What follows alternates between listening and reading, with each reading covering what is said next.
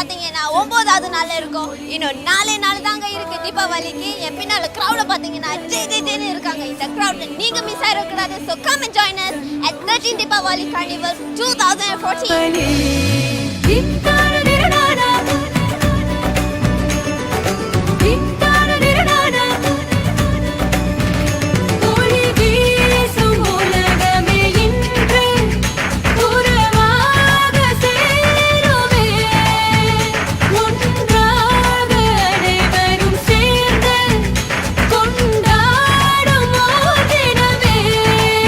மனசெல்லாம் மத்தாப்பு சொந்தங்களின் பொன் சிரிப்பு பலவிதமான புது இனிப்பு ஒளி திருநாள் இது சிறப்பு